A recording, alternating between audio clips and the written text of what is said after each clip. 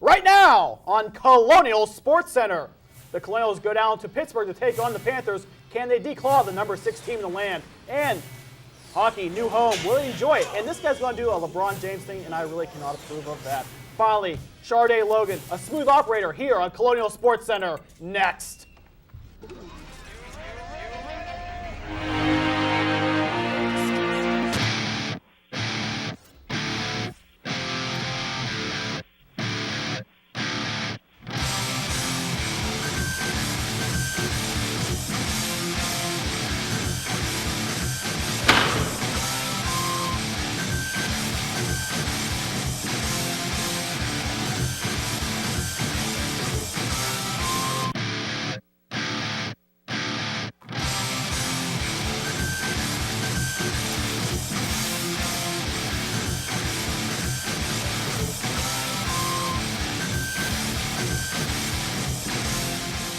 Hey there, thanks for having us. Welcoming you to your homes or dorms, wherever. This is CSC. I'm Dan Yost. This is Chris Baginski. And a big week here for Pittsburgh. Colonials getting some couple of big conference wins. Hockey has a new home. And the Steelers did something that I'm told is kind of big. Yeah, they have this game every year that's called the Super Bowl, and the Steelers won it by beating the Arizona Cardinals last Sunday. Really? I was watching the Puppy Bowl. Big winner, Baby Got Barks. Oh, well, the Super Bowl was quite possibly the greatest one ever played and also the highest rated. Are you saying I should watch next time? I think you should try. Okay. Basketball? Sure. Okay, basketball. Why not? Now entering the heart of the 2008-2009 men's basketball campaign, Coach Mike Rice has his squad squarely in the driver's seat to repeat as Northeast Conference regular season champions. With only one blemish in NEC play, the Colonials had a pair of marquee matchups this week, including a pilgrimage to the Pete to face number 6 Pittsburgh. But before that, a home contest versus NEC foe Monmouth. To the Chuck we go!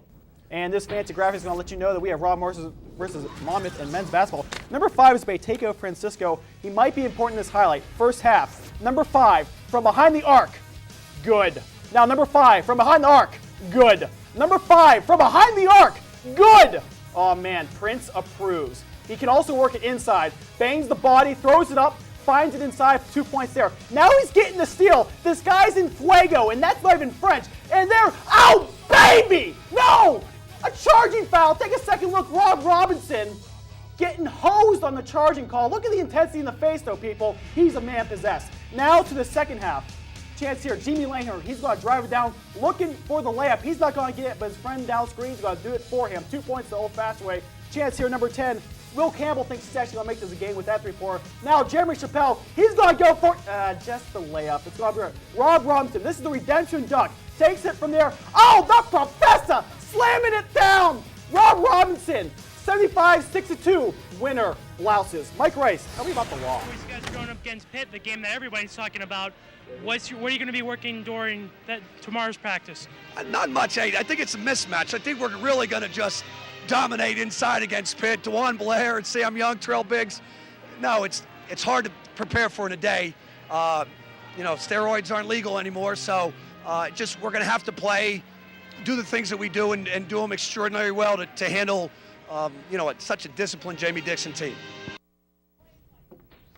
So how about that game that Mike Rice was talking about? Pretty big. As you can see, the high rollers were in attendance there. So we'll start off in the first half. DeJuan Blair's pass gets tipped, and he makes a mistake. So how is he going to redeem himself? Oh, that'll work. That'll do quite nicely. DeJuan Blair putting it down. And they were playing in Oakland, so Jeremy Chappelle shoots it from downtown, and he drains it. Now a 3-on-1 fast break the other way. Jermaine Dixon, not to be confused with Jamie Dixon, shows us some little finger rolling action and gets 2. Now here's Levance Field's worst pass ever. And on the other way, the other side of the court, Jeremy Chappelle. If you bend the rim, you got to break the glass, Jeremy. So Jerome Lane, not impressed. Second half, one end Rob Robinson, the other DeJuan Blair. Lots of scoring to be had. However, it was the Pitt Panthers who scored more points and therefore won the game. It's true. I looked it up in the rules. 92-72, Pitt over RMU. Chappelle 8 for 12, Blair 8 for 11. Both teams shot incredibly well, but this was the end of the 9-game winning streak. Monday night had the result that many suspected would happen in the crosstown hardcourt rivalry between Pitt and Robert Morris. The man in charge of the Colonials noted his team's imperfections, but was pleased overall. Granted, Pitt's a top 5 team, but once we stop making mistakes to stop ourselves, Gary Wallace made some mistakes. You can't give a top 5 team transition points like they had in the first half, because they're going to make great plays on their own. And second half, we just kind of kept it very simple. Let's play every 4 minutes. Let's try to compete with them every 4 minutes and do what we do. Coach Rice's mentor and former boss had nothing but praise for the Robert Morris basketball program. He has a great understanding for the game. He's got he has a passion for it. I'm not surprised by how he's done, and I'm just happy to. This is really difficult to play against them. It really is. This is something they want to do. They feel it's good for their program, good for their university, and it's something that I don't feel comfortable doing. But he really wanted to do it. So that's really how that came about. So.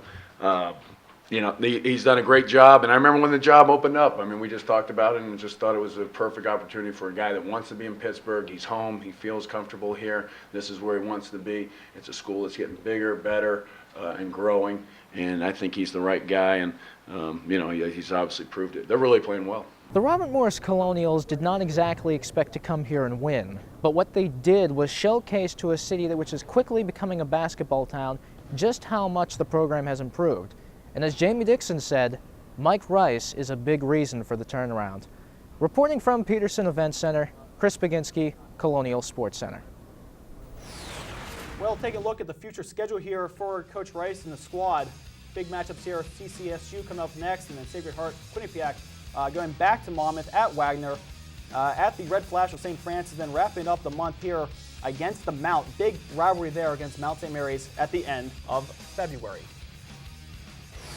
Not to be outdone, the Lay Colonials Hoops team is in prime position to enter the NEC tournament, where they would look to three-peat as conference championship champions and NCAA tournament participants. But before you can get to the postseason, you have to get past the season. So on this week's slate, future NEC member Bryant and current NEC member Monmouth. Let's roll that beautiful bean footage. Colonials and Hawks are going to dance down to Chucky Soul. Ladies putting their hands together, some sort of a primal team-building exercise, or so I've been told.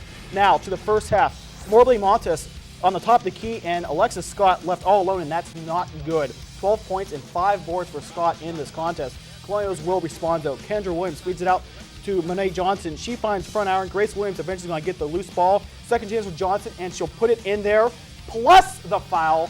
Blowing the whistle, showing the blocking violation. Count it. Beautiful play there. Second half, Logan is going to drive it down low, practically untouched as she takes the easy layup. 21 points for number 3. That's going to lead all scorers on the night. Later, Williams, she's going to dish it out to Vales, whose 3 is going to be past the men's line. That's how you do it there. Good girls go on the one, 61-55. But you know, that was not the only game that took place at the Chuck, as Bryant came into town to face Our Lady Colonials, much to the delight of that man right there. First half, Kendra Williams tips the inbounds pass, takes it the other way, and, well, she misses the first time, but she perseveres and tries again. And you know what, kids? Good things happen when you keep on trying. But Bryant also scored too, specifically Lindsay Hudspeth, as you could see right there. Now, Monet Johnson to Latavia Vales to Sharday Logan for a number, drains it. But you know, Logan can dish it too. She gives Monet Johnson the easy bucket.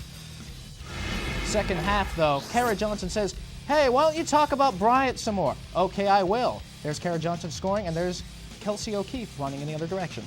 Now, Sharday fakes, just the position, and drains it. But hey, why don't you talk about Bryant some more? Okay, I will. Kara Johnson had a good game with 18 points and 4 boards. But you know what? Sharday Logan had a better one with 33 points, as you can see right there. Your final score, Robert Morris 91, Bryant 80. Coach Sal, status report, please. I was really happy with the offensive end. I thought we only had 9 turnovers. We passed the ball very well. 4 people scored in double figures. Monet Johnson woke up in the second half. I thought that was the positive part. The negative part was, we got to play a little bit better defense. We gave up too many points, but Bryant shot the ball extremely well, and they're going to be a very good team in this conference. I think we shot the ball pretty well. We didn't rebound as much as we should have on offense, but other than that, we shot the ball pretty good today. So now we got to play a tough Central Connecticut team, and then St. Francis on New York on Monday. We have 8 more conference games to go. 5 out of the 8 are away, so we're gonna have to be road warriors, and we're gonna have to win on the road, and that can make or break our season. I mean, we've been doing good against the other opponents, so we're not going to do anything different but play harder. So I see everything positive in the future with conference games. Let's take a look at the standings. Sacred Heart is atop the conference, and they've already clinched a spot in the NEC tournament. Then you've got Robert Morris at 8-2. Central Connecticut is 8-3, and RMU will actually play them on Saturday. But what about the rest of the schedule, Dan? Yeah, we got to take a look. How's Robert Morris going to get in the second place? We want to look at the road ahead of them. Coming up next on the 7th, CCSU, just like the men do. Then over to the Red Flash of St. Francis, New York. Another matchup there on March 2nd, taking on last place SFPA. That's the Red Flash. And again, that big rivalry matchup the last day of February the 20th against the Mount of Mount St. Mary's. Well, on the other side of these self-promoting advertisements, we'll have more men's hockey highlights and news than anywhere else in the world. And that's no lie. Stay tuned.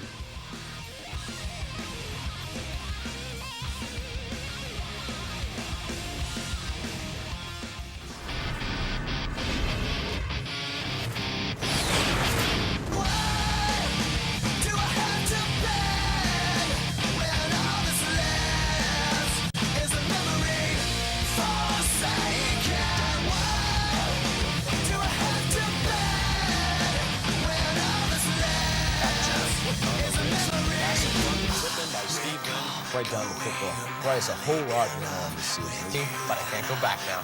And I doubt that our Dean Taylor.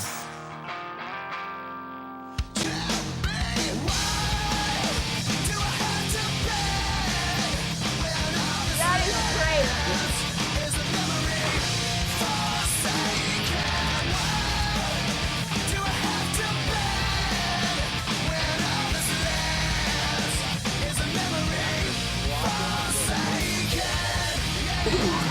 Colonial Sports Center. You ready? After a brief stint of non-conference play, the Colonials returned home to face CHA foe Bemidji State on the island. Their first game on Friday ended in defeat, so the men of Bobby Moe hoped to split the series against the Beavers the very next night. But did they? Well, let's check out the highlights and see. Beavers, Colonials, next, Colonial Sports Center. Derek Schooley having a nice conversation before the game. But as the game started, business, as JR would say, is about to pick up. And Kyle Burton scores first for the Colonials, a 5-on-3 power play goal, Bob up 1-0. But Brad Hunt able to slide that one past Wes Russell to make it 1-1. Later on in the period, Chris Kuznarek nailed into the boards by Brandon Marino. He needed a little time to wake up, but luckily he was fine. Now Brock Meadows says, please allow me to introduce myself. After all, he is a man of wealth and taste. Later on, Graham McNaman says, I'm not amused by that tomfoolery, so I'm going to score. And he did, 2-1 Bemidji. Now here's Jamie McQueen. You know what? He whipped on it and still scored. Yeah. Is he ready with Steve McQueen? Because that would be awesome. Shea Walters scores on Brooks Ostergaard to relieve Russell in the second period. 4-1 Bemidji. And, well, when it's going right for you, it's going right for you. Winter off balance scores that one. Derek Schooley, what's the story, Morning Glory? It was just kind of got the wind knocked out of him, and we weren't really sure. A precautionary measure took him out, and he came back and played the rest of the game. Well, we scored a goal, and obviously you take a 1-0 lead, you hope it gives you a boost, and they came back and got power play goal after power play goal. We just kept taking penalties, and our mistakes turned into their goals. Well, the expression goes, you can never go home. So for the Robert Morris men's ice hockey team, it was time to change homes. With the collapse of the Men's College Hockey America Conference looming, Athletic Director Craig Coleman, Head Coach Derek Schooley, and the rest of the Bobby Moe Athletic Department set about a year-long process that has now landed the team in the Atlantic Hockey Conference. Atlantic Hockey is a tremendous hockey league, has some great institutions in it, some great hockey programs in it. It's going to afford us an excellent, stable home for our ice hockey team so that we can continue to develop that further in the future and continue on our path to excellence. We are working very closely to help attract the NCAA Division I men's hockey Frozen Four event here to Western Pennsylvania.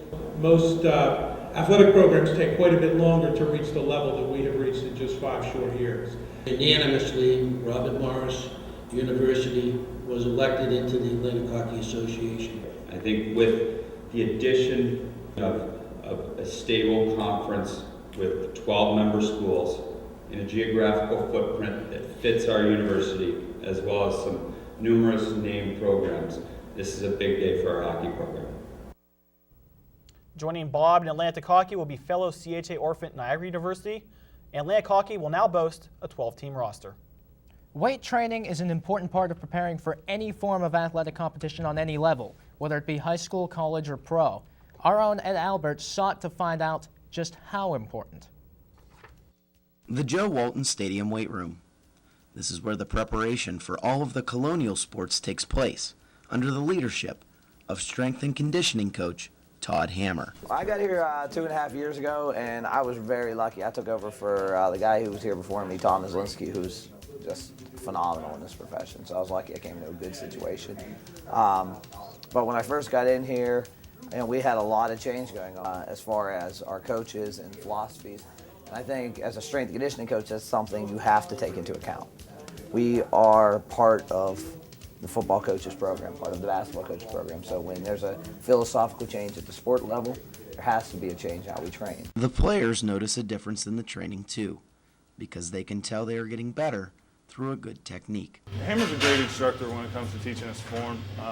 We just started doing fire trains here not too long ago. He's working hard on our form, making sure we're doing it right so nobody gets hurt, nobody messes anything up. And then Hammer's just a great teacher telling us how things need to be done properly so nobody gets hurt. Getting the good training and technique is not the easiest though, with only 2 coaches. We're in a challenging situation at Robert Morris where it's Coach Hammer and I training 600 athletes. At other universities, there's 10, 15 people on staff that can spend a lot more time with the athletes on the field, warming them up, doing post-workout, post-practice cool-downs, different things. We're kind of limited to what we can do on the field. We really can't do much, so we're in here 90% of the time with them. In the end, it all comes down to how hard the athletes want to work. I always say, you got to ride the wave, and you have to let the program kind of take itself and let the athletes understand this is their program. At the end of the day, I don't win and lose games here. I mean, if we lose a football game, I'm not on the field losing it. If we win a football game, I'm not on the field celebrating. I'm cheering for the team from the stands. So I think as a coach, and one thing I really try to do is follow where I feel the program is headed. This behind-the-scenes job is not always the prettiest, but the effort put in here always pays off on the field. From Joe Walton Stadium, Ed Albert, Colonial Sports Center. Sharday Logan has been a long-time smooth operator for the Colonials, but is she Dapper Dan material? Gretchen Adler will ask her. Logan v. Adler when we return.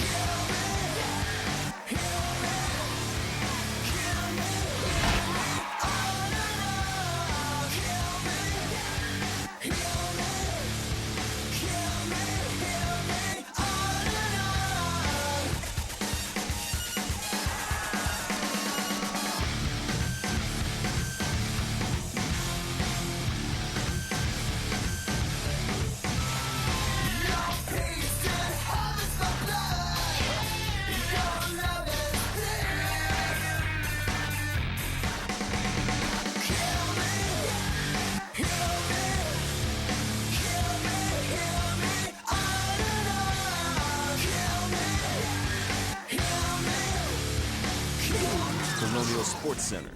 You ready?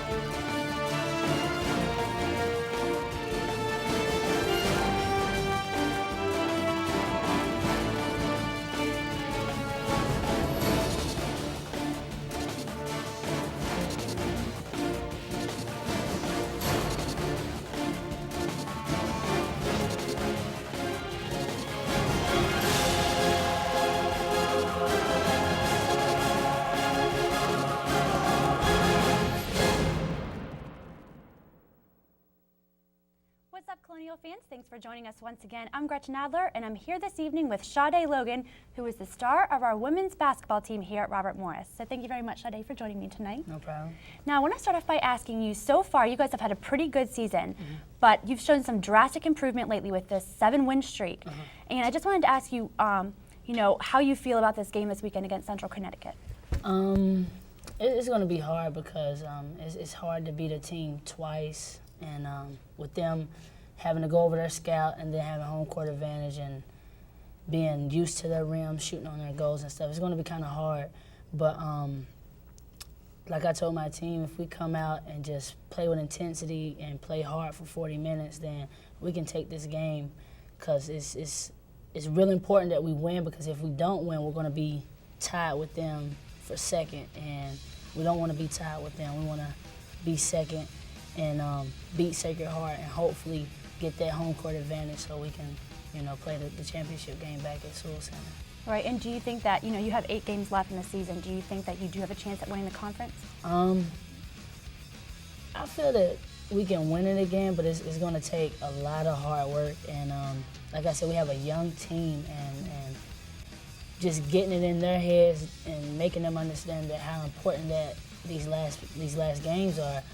It's going to be on them and me and the coach and everybody else. So as long as we do what we're supposed to do, play good defense and play 40 minutes, I think we can take it again. Right.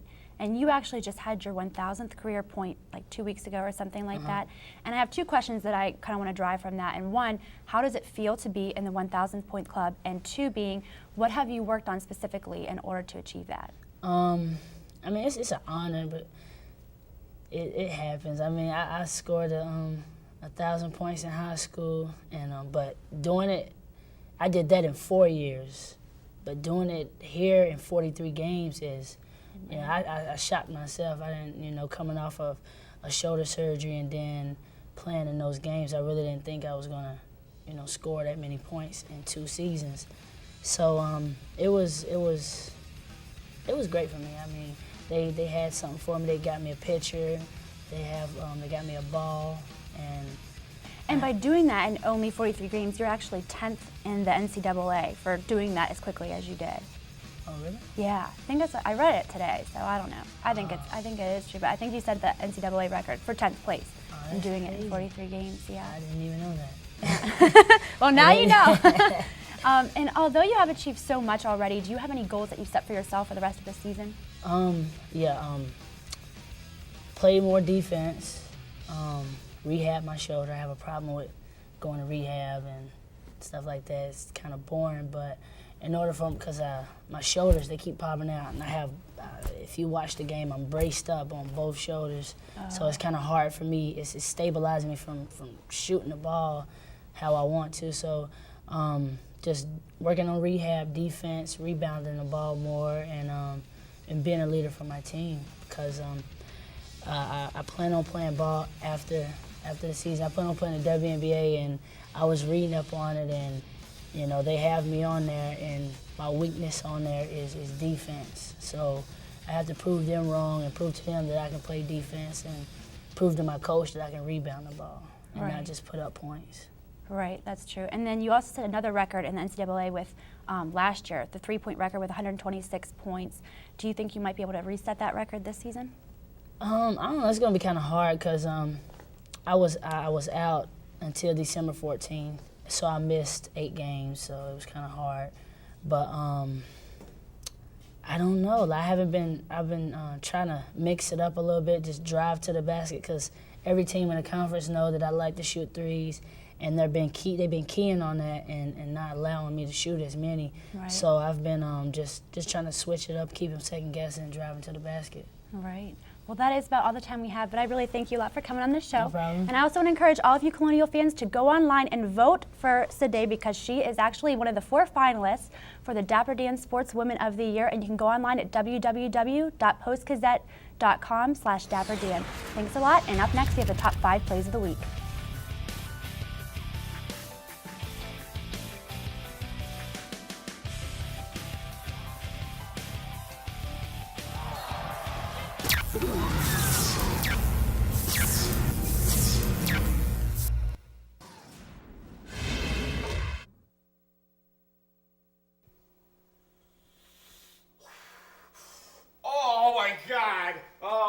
feels so bad. Oh, it hurts, it hurts, it hurts, it hurts. Oh, jeez. Oh, my God. Oh, my God, thank you. God.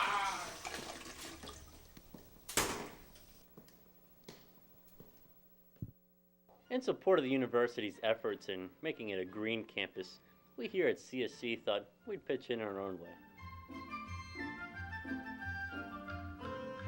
We've even gone as far as to taking our efforts inside the studio. So the Colonials beat the green-clad Seahawks 48-13, and freshman wide receiver TJ Green with an all-time high 5 touchdowns. Meanwhile, Colonials basketball star Dallas Green will be unavailable for the next 5 plays, 5+1. That's what we got here because we have that honorable mention. Take it away. Let's start with the +1 then. Sharday Logan, just nice spin move, puts it off the glass. And here you can see it again on the CSC cam. Get that? That's a pun.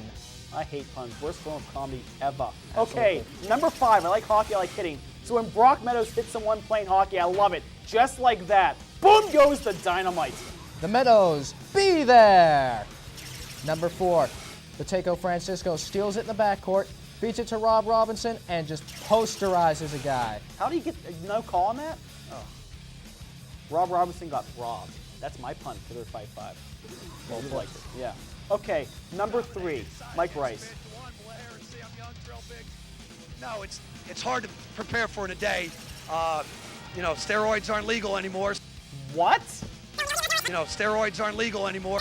You know, steroids aren't legal anymore, so we're going to have to play. Not the first reference to steroids on CSC, and probably not the last. Here you can see DeJuan Blair and Gary McGee, 2 big men for Pitt, slamming it down. But can you outdo that one, Dan? I think our number 1 play is going to take a good chance at Rob Robinson, Jeremy Chappelle going to take it. Robinson throwing it down, Chappelle throwing it down. Those are your kind of same number 1 plays on your Fave 5 for the week. 1st February. Well, that's our Fave 5. Good show so far. Would you not agree so? I concur. Big week for the Colonials. This Atlantic hockey thing is huge, if I may say so myself. Yes. New chance here for Robert Morris, the men's ice hockey, playing teams like Army and Sacred Heart, which is one of their foes from the NEC. Big times here. And then men's and women's basketball, big wins in the conference. This is a great time for you to be a Bob supporter. Get out to those basketball games because the crowd's kind of lackluster, and I'm blaming all of you. All of you. So we'll do what we can about that.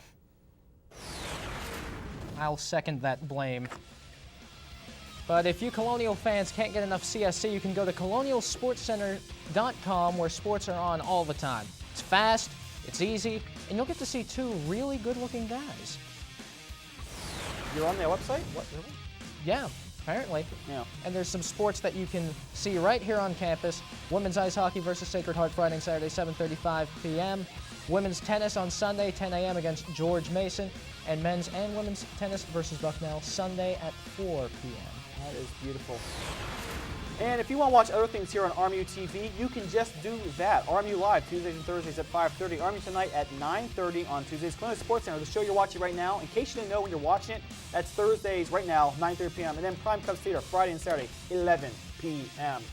You know what? Another beautiful thing there about colonialsportscenter.com, we can now give you all the basketball games that we produced and show there. You can watch the entire basketball game. So if you want to watch women's versus Monmouth, men versus Monmouth, you can watch the entire show. See that Rob Robinson dunk that you might like. Maybe some sweet Sharday Logan move. It's all there for you on colonialsportscenter.com. Maybe the greatest invention of all time. It's in the running. It absolutely is. For all of us here, I'm Dan Yost. This is Chris Kavinsky. Everyone here working a great show. Have a wonderful week. Go Colonials.